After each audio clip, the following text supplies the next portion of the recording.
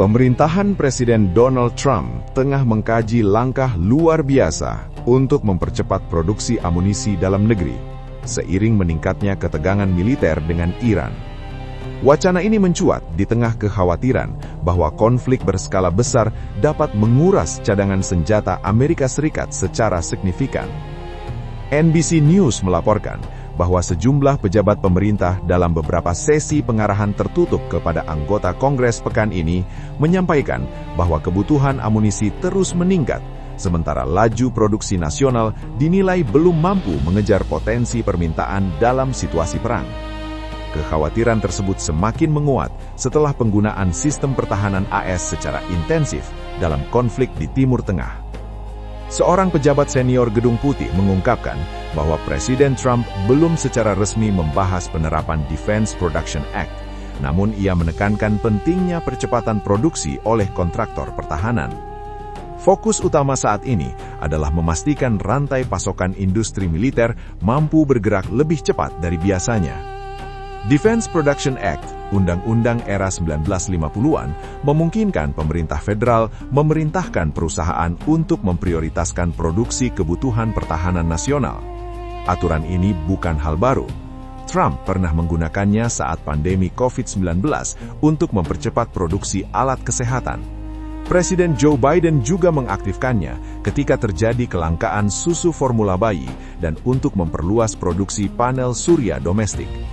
Meski jumlah pasti stok amunisi AS dirahasiakan, para analis menyebut persediaan tersebut menghadapi tekanan besar dalam beberapa tahun terakhir. Faktor-faktor yang memicu kekhawatiran antara lain perang di Ukraina yang telah berlangsung bertahun-tahun, dukungan militer berkelanjutan kepada Israel dalam konflik Gaza, serta keterlibatan sistem pertahanan AS dalam menghadapi serangan rudal Iran setelah eskalasi 12 hari antara Iran, Israel, dan Amerika.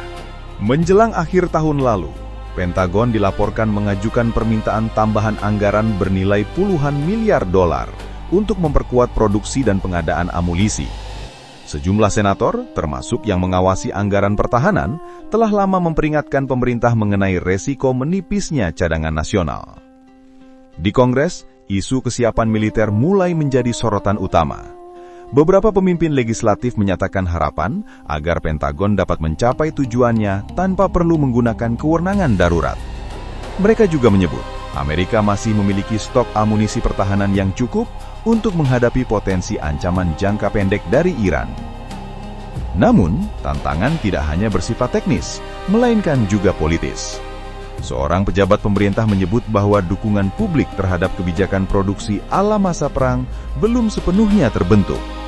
Mengalihkan kapasitas industri sipil menjadi mesin produksi militer membutuhkan waktu, strategi, serta kesiapan psikologis masyarakat. Sejumlah pakar pertahanan menilai bahwa penggunaan Defense Production Act bukan semata-mata untuk mendukung operasi militer langsung terhadap Iran, tetapi juga untuk memastikan cadangan nasional dapat segera dipulihkan jika digunakan secara besar-besaran. Dengan adanya jaminan pengisian ulang stok, Gedung Putih akan memiliki ruang gerak yang lebih fleksibel dalam mengambil keputusan militer. Dalam fase selanjutnya, strategi militer AS diperkirakan akan difokuskan pada penghancuran peluncur rudal serta kemampuan ofensif Iran lainnya. Pendekatan ini bertujuan menekan kapasitas balasan Iran sehingga mengurangi kebutuhan penggunaan sistem pertahanan Amerika secara berlebihan. Para analis memperkirakan sebagian besar rudal pencegat AS telah dikerahkan ke Timur Tengah. Jika digunakan dengan intensitas tinggi seperti dalam konflik sebelumnya, persediaan tersebut berpotensi menyusut drastis dalam waktu relatif singkat. Situasi menjadi semakin kompleks karena sejumlah sekutu Amerika di kawasan juga menggunakan sistem pertahanan buatan AS, termasuk sistem Patriot. Negara-negara seperti Arab Saudi dan Uni Emirat Arab mengandalkan teknologi yang sama, sehingga permintaan pengisian ulang diperkirakan akan melonjak secara bersamaan.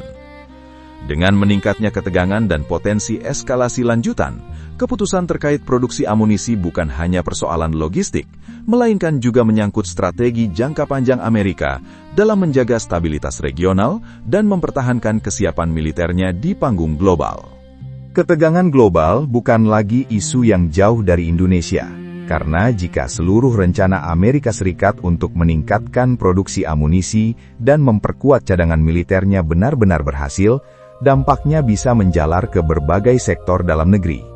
Lonjakan ketegangan di Timur Tengah berpotensi mendorong kenaikan harga minyak dunia, yang pada akhirnya bisa memicu kenaikan harga BBM, inflasi, dan biaya logistik di Indonesia sebagai negara pengimpor energi. Di sisi lain, penguatan militer AS dapat memicu penguatan dolar dan tekanan terhadap rupiah, sehingga pasar keuangan domestik beresiko mengalami volatilitas.